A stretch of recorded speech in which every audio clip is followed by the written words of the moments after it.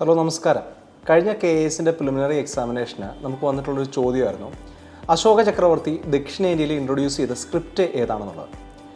4 ഓപ്ഷൻസാണ് ഉണ്ടായിരുന്നത്: പാലി, പ്രാകൃത്, ബ്രാഹ്മി ആൻഡ് കരോഷ്ടി. ഇതിൻ്റെ right answer ബ്രാഹ്മിയാണ്. ഇതിൽ പാലി, പ്രാകൃത് എന്ന് പറയുന്ന രണ്ടും ഭാഷകളാണ്, സ്ക്രിപ്റ്റുകളല്ല. നമുക്കിതെങ്ങനെയാണ് പഠിക്കേണ്ടത്? അശോക ചക്രവർത്തി എന്ന് പറയുന്നത് മൗര്യ സാമ്രാജ്യത്തിലെ 3ാമത്തെ ചക്രവർത്തിയാണ്. പ്രജകളോട് ശിലാലിഖിതങ്ങൾ വഴി സംസാരിച്ച ചുരുക്കം ചില ചക്രവർത്തിമാരിൽ ഒരാളാണ്.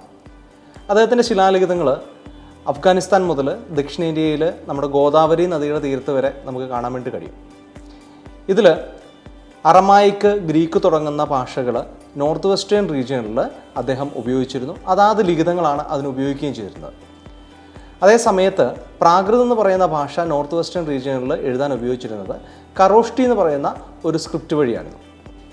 അതേസമയത്ത് ഇന്ത്യയുടെ മെയിൻലാൻഡിൽ, സൗത്ത് ഇന്ത്യ ഉൾപ്പെടെയുള്ള പ്രദേശങ്ങളിൽ ബ്രാഹ്മി എന്ന് പറയുന്ന ഒരു സ്ക്രിപ്റ്റ് ആണ് പ്രാകൃത് എന്ന് പറയുന്ന ഭാഷയ്ക്ക് വേണ്ടിയിട്ട് അദ്ദേഹം ഉപയോഗിച്ചിട്ടുള്ളത്. അപ്പോൾ നമ്മുടെ റൈറ്റ് ആൻസർ എന്ന് പറയുന്നത് ഈ പ്രാകൃത് എഴുതാൻ വേണ്ടിയിട്ട് ബ്രാഹ്മി ഉപയോഗിച്ചു എന്നുള്ളതാണ്. സോ നമ്മളുടെ കൂടുതൽ കണ്ടൻറ്റുകൾക്ക് വേണ്ടിയിട്ട് ഫോർട്ടൺ IAS അക്കാഡമി ഫോളോ ചെയ്യുക. Thank you.